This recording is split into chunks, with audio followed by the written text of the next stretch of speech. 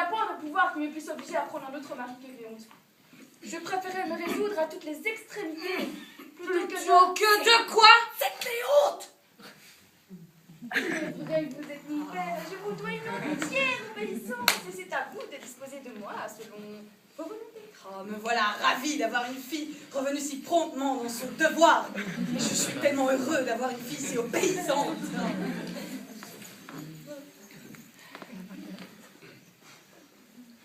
Comment donc? Qu'est-ce que ceci? On dit que vous voulez marier ma fille à un carême prenant. Voyez l'impertinente. Vous venez toujours mêler vos extravagances à toute chose et il n'y a point moyen de vous apprendre à être raisonnable. C'est vous qu'il n'y a pas moyen de rendre sage et vous allez de sottise en sottise. Je voudrais bien savoir ce que vous allez faire de cet assemblage. Je vais marier notre fille avec le fils du grand Maharaja. Le fils du grand Maharaja. Oui, faites-lui faire vos compliments par l'interprète que voici.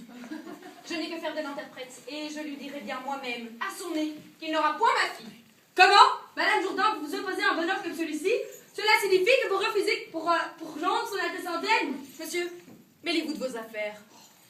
Il s'agit d'une grande grâce qui n'est point à rejeter. Et vous, madame, je vous prierai de ne point vous mêler de ce qui ne vous regarde pas. C'est l'amitié que nous avons pour vous qui nous fait intéresser dans vos avantages. Je me passerai bien de votre amitié. Voilà votre fille qui consent en volonté de son père. Ma fille consent à épouser un Indien, sans doute. Elle peut oublier Cléonte? Que ne ferait-on pas pour être grande dame? Oh, je l'étranglerais de mes mains si elle faisait un coup comme celui-là. Comment? Vous vous opposez à ce mariage? Oui, Mais enfin, je vous dis que ce mariage-là se fera. et moi je vous dis qu'il ne se fera point. Ah, que de bruit! Ma mère! Oh, vous êtes une coquine! Et quoi, vous la querellez de ce qu'elle m'obéit?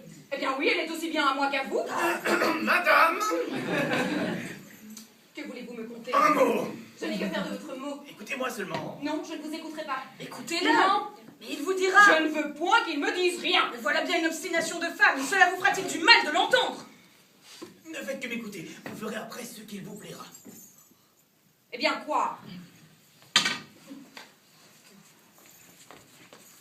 Il y a une heure, madame, que nous vous faisons signe. Ne voyez-vous pas que tout ceci n'est fait que pour ajuster aux visions de ce mari? Que nous l'abusons sous ce déguisement et que c'est Cléonte lui-même, le fils du grand Maharaja. Et moi, comme qui fait interprète. Ah, oh, ben si c'est comme ça, je me rends. Je consens au mariage. Ah, voilà tout le monde devenu d'accord. Je savais bien qu'il vous expliquerait ce que c'est qu'être le fils du grand Maharaja. Oui, il me l'a expliqué comme il le faut. Envoyons guérir un notaire? C'est fort bien dit. Et afin, Madame Jourdain, que vous puissiez avoir l'esprit tout à fait confiant et que vous puissiez effacer toute la jalousie que vous eussiez eue à l'égard de monsieur votre mari, c'est que nous nous servirons du même notaire, Madame et moi, pour nous marier. Oui, je consens à ça aussi. C'est pour lui faire accroire. Il faut bien l'amuser avec cette feinte. Oh, bon, allons vite guérir le notaire.